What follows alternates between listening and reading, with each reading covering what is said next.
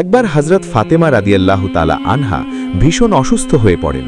তার এই অসুস্থ অবস্থা দেখে স্বামী হযরত আলী রাদিয়াল্লাহু তাআলা আনহু অনেক চিন্তিত হয়ে পড়লেন।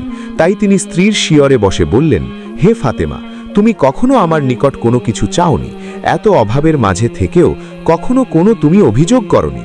তাই আজ তুমি তোমার এমন একটি ইচ্ছের কথা আমাকে বলো যা আমি পূরণ করতে পারি। স্বামীর কথা শুনে ফাতেমা রাদিয়াল্লাহু তাআলা আনহা বলেন, হে আলী, আজ আমার ভীষণ আনার ফল খেতে ইচ্ছে করছে, আপনি কি আমার জন্য একটি আনার ফল নিয়ে আসতে পারবেন? স্ত্রীর কথা শুনে আলী রাদিয়াল্লাহু তাআলা আনহু বললেন, অবশ্যই, আমি আজকে তোমার জন্য একটি আনার ফল নিয়ে আসব। কিন্তু বছরে সে সময়ে আনার ফলের মৌসুম ছিল না, তাই কোনো দোকানেই আনার ফল বিক্রি করা হতো না। তবু আলী রাদিয়াল্লাহু তাআলা আনহু তার প্রিয়তমা স্ত্রীর কাছে আনার ফল নিয়ে আসার প্রতীক্ষা করেন। তাই তিনি চিন্তিত মনে ঘর থেকে বের হয়ে আসলেন।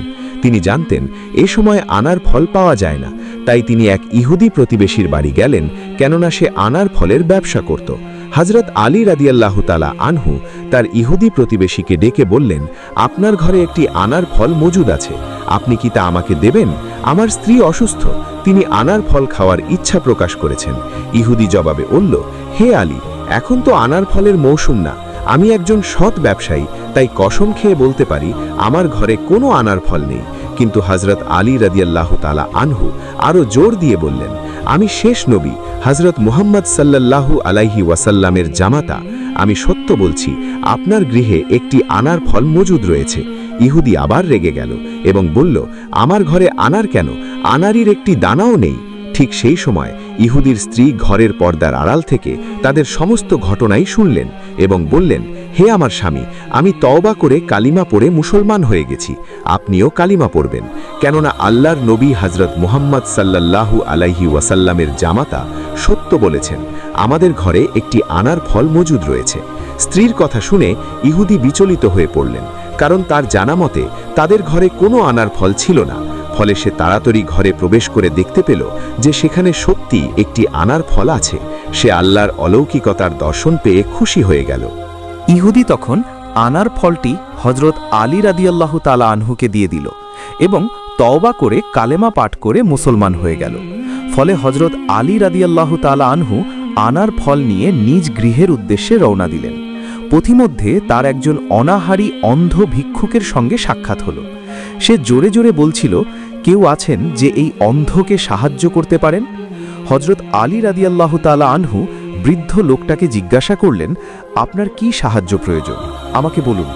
ভিক্ষুক বলল, আমি কয়েকদিন ধরে কিছুই খাইনি, আমাকে কিছু খাদ্য দান করো বাবা। হযরত আলী রাদিয়াল্লাহু তাআলা আনহু বললেন, আপনি কি খেতে চান? বৃদ্ধ বলল, বাবা, আমার একটি আনার খেতে ইচ্ছে করছে। কিন্তু হযরত আলী রাদিয়াল্লাহু তাআলা আনহুর কাছে মাত্র একটি আনার ফল ছিল, যা সে তার অসুস্থ স্ত্রীর জন্য নিয়ে যাচ্ছিল। ফলে আলী রাদিয়াল্লাহু তাআলা আনহু এখন কি করবেন বুঝতে পারছিলেন না। সে ধর্ম সংকটে পড়ে গেল, কারণ ক্ষুধার্ত ভিক্ষুককে দান না করলে আল্লাহ তাআলা নারাজ হবেন। আর অন্যদিকে তার স্ত্রী জীবনেই প্রথম তার কাছে কোনো কিছু খাওয়ার ইচ্ছা প্রকাশ করেছেন, আর সে ওয়াদা করেছে স্ত্রীর ইচ্ছা পূরণ করবে। তাই আনার ফলটি না নিয়ে গেলে স্ত্রীর কাছে করা ওয়াদা ভঙ্গ হবে এবং সে কষ্ট পাবে। কিন্তু শেষ পর্যন্ত হযরত আলী রাদিয়াল্লাহু তাআলা আনহু আল্লাহ তাআলাকে খুশি করার উদ্দেশ্যে আনার ফল ভিক্ষুককে দিয়ে দিলেন। ফলে ভিক্ষুক খুশি হয়ে আল্লাহ তাআলার নিকট শুকরিয়া আদায় করে তার জন্য দোয়া করলেন। হযরত আলী রাদিয়াল্লাহু তাআলা আনহু ম্লান মুখে ঘরে ফিরে এলেন, কিন্তু স্ত্রীর মুখোমুখি কিভাবে হবেন ভেবে পাচ্ছিলেন না।